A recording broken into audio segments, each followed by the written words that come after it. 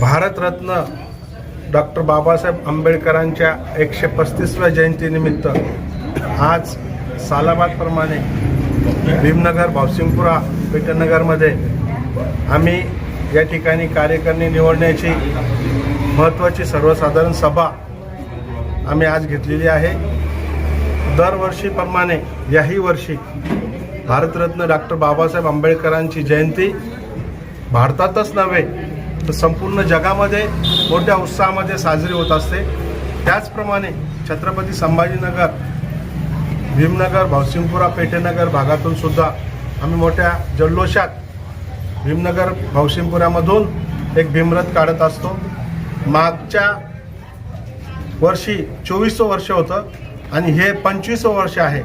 त्यामध्ये सांगायचं तात्पर्य एवढंच आहे की भीमनगर, भावसिंगपुरा या भागातून मागील 24 वर्षापासून आम्ही वर्गणी न घेता, कुणाकडूनही वर्गणी न घेता खर्चातून आम्ही आमच्या मित्रमंडळाच्या वतीने ही बाबासाहेब आंबेडकरांची मोठी जयंती या ठिकाणी साजरी करत असतो। त्यामध्ये महात्मा फुलेची सुद्धा जयंती साजरी करत असतो। परंतु आम्ही जे सुरू केलेलं आहे ते छत्रपती संभाजीनगरमध्ये नव्हे तर संपूर्ण मराठवाड्यामध्ये आता वर्गणी न घेता बाबासाहेब आंबेडकरांची जयंती साजरी होत आहे। आम्ही हे छोटंसं रोपटं लावलं की वर्गणी न घेता जयंती कशी साजरी करायची, मग आपल्या खिशातूनच आपण जयंती साजरी करायची। परंतु बाबासाहेब आंबेडकरांची जयंती ही वर्गणी न घेता साजरी केली पाहिजे। अगोदर सर्व कार्यकर्ते पावत्या घेऊन फिरायचे, लोक घाबरायचे की आता किती पैसे द्यावे लागतात। परंतु आम्ही जे हे रोपटं लावलं वर्गणी न घेता बाबासाहेबांची जयंती धूमधडाक्यात साजरी करायची, तर हे आता वटवृक्ष झालं आहे आणि आज त्याला 25 वर्ष पूर्ण झाले आहे।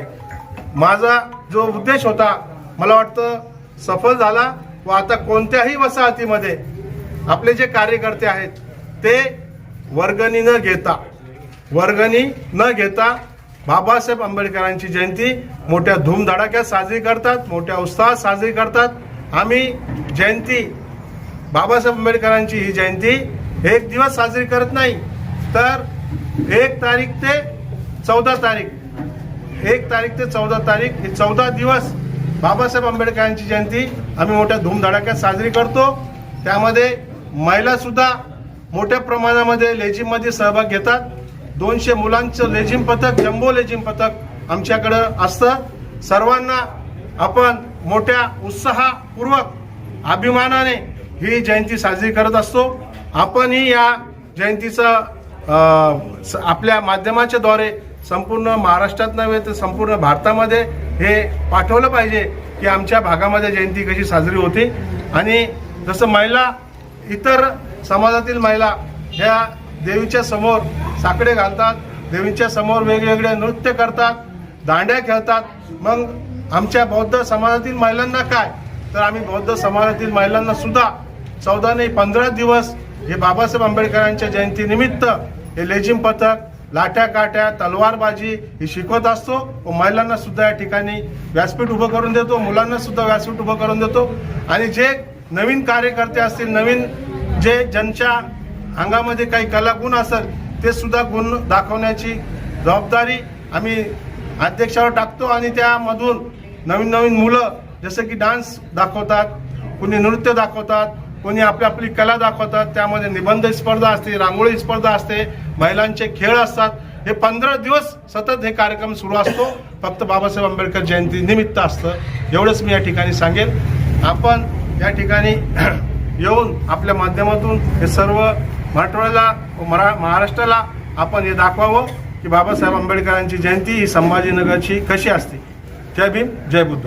मी नगरसेवक। एक प्रश्न असा होता, महापालिके आणि बीएनसी दाखल घेतला डॉक्टर 5 कोटी खर्च झालाय, म्हणजे याबद्दल काय सांगाल? आपणास माहीत असेल की आता सत्ता जी आहे ही सत्ता या भागामध्ये सेना भाजपची असल्यामुळं आम्ही त्या ठिकाणी जेव्हा काम सुरू झालं होतं 2 वर्षापूर्वी तर सांगितलं होतं की 14 एप्रिलपर्यंतच काम हे संपेल।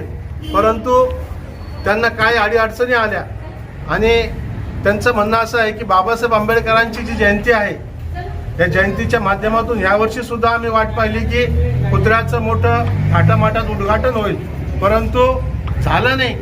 ते घाबरायला लागलेत की बाबासाहेब आंबेडकरांचं थोडं जरी काही स्ट्रक्चर वेडवाकडं असलं तर लोकांना ते मान्य होणार नाही, म्हणून त्या कामाला वेळ लागतोय आणि पैसे किती खर्च व्हायला लागले ते तुम्हीच आता मला सांगितलं.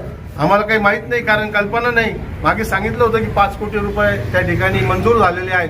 तर तसं देखना पुतळा या ठिकाणी होणार आहे, परंतु सगळेच लोक घाबरायला आले की बाबासाहेब आंबेडकरांचा जो पुतळा आहे तो एका मोठ्या कलाकाराकडे दिलेला आहे आणि त्या कलाकाराने अजून तो पुतळाच तयार केला नाही. तर जसं भडकल गेट आहे त्या भडकल गेटच्या हाईट एवढा पुतळा त्या ठिकाणी होणार आहे आणि त्या पुतळ्यामध्ये थोडं जरी काही असलं स्ट्रक्चरमध्ये थोडं जरी मिस्टेक असली तर प्रॉब्लेम होईल, लोक धावून जातील, म्हणून त्याला वेळ लागतो असं मला वाटतं. फार मोठ्या प्रमाणात ते साजरा करत असतात.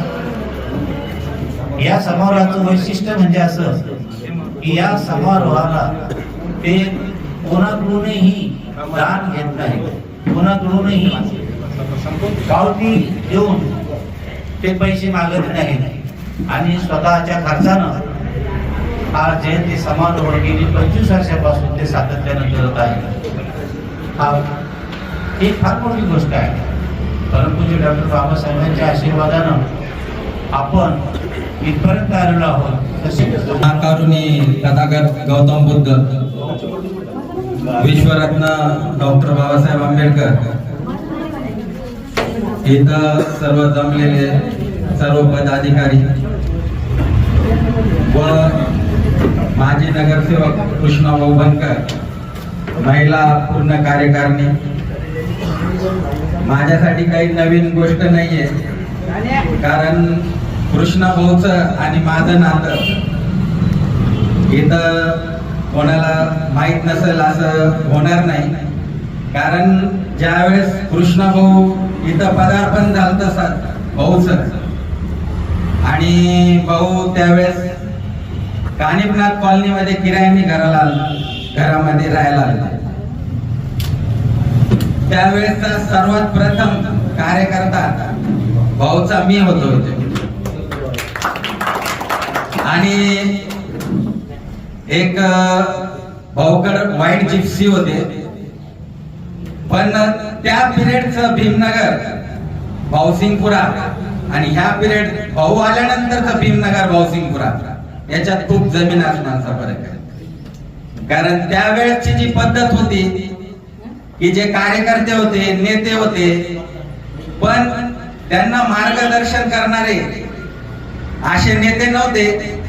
त्याच्यामुळं भीमनगर भाऊसिंगपुराचं जे चित्र वेगळं होतं. युती करून माझा सन्मान केला त्याबद्दल भाऊचा खूप खूप अभिमान मला आहे. आणि जेव्हापासून कृष्णा भाऊ बनकर इथं आलेले आहे तेव्हापासून त्या भीमनगर भाऊसिंगपुराचं चित्र हे सगळं वेगळं झालेलं आहे. हे सगळ्यालाच माहिती. पहिले वेळ काळ सगळा अलग होता, आता वेळ काळ सगळा अलग झालेला आहे. त्याच्यामुळे कृष्णा भाऊ बनकर हे सगळ्यात चांगले नेते आमच्यासाठी. एवढं बोलून मी समजून कार्याध्यक्ष या पदावर नियुक्ती करून माझा सन्मान केला त्याबद्दल भाऊचा खूप खूप अभिमान मला आहे. आणि जेव्हापासून कृष्णा भाऊ बनकर इथं आलेले आहे तेव्हापासून त्या भीमनगर भाऊसिंगपुराचं चित्र हे सगळं वेगळं झालेलं आहे. हे सगळ्यालाच माहिती.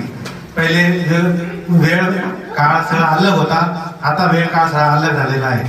त्याच्यामुळे कृष्णा भाऊ बनकर हे सगळ्यात चांगले नेते आमच्यासाठी. एवढं बोलून मी समजून जय Hind. And press the bell icon. Never miss an update.